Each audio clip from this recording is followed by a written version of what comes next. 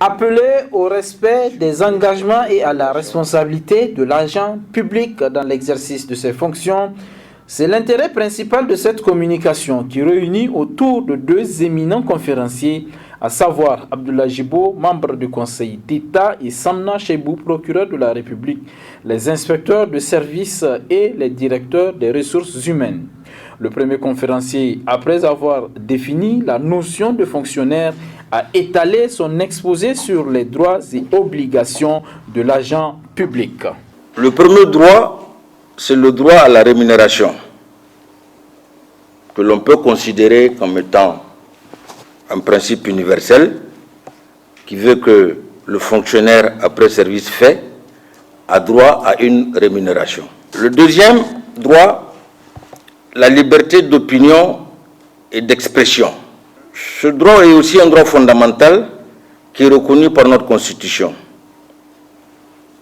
C'est-à-dire qu'il ne peut y avoir aucune distinction entre les fonctionnaires en raison de leur opinion publique, syndicale, religieuse ou philosophique. Et ces opinions ne peuvent en principe pas être mentionnées dans les dossiers individuels du fonctionnaire. Le second conférencier s'est intéressé au règlement des conflits ou encore le comportement de l'agent face à un acte manifestement illégal. Prenons l'exemple de quelqu'un qui subit quelques brutalités au niveau d'un contrôle de routine. Il écrit, il porte plainte. Mais est-ce que pour cela, si nous estimons que cette brutalité est très minime, nous renvoyons la personne vers le chef de service pour qu'il soit au courant. Il y a des sanctions qu'il peut prendre. Ce n'est pas des sanctions en tant que telles, mais c'est des mesures qu'il peut décider de prendre.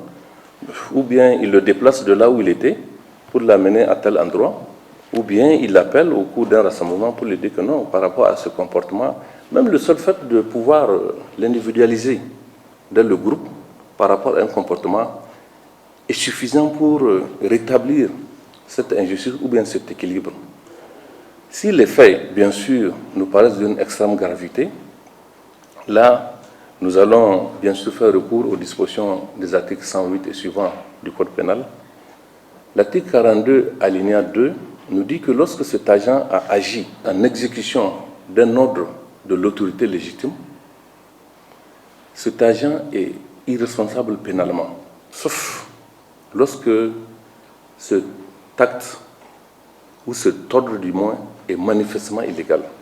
De mon point de vue, l'agent public doit pouvoir, dans ces conditions, non seulement connaître sa mission, ses attributions, ses compétences, mais également il doit pouvoir connaître et comprendre le lien entre les attributions de son supérieur, sans pour autant être contraint de connaître toutes les attributions de son supérieur.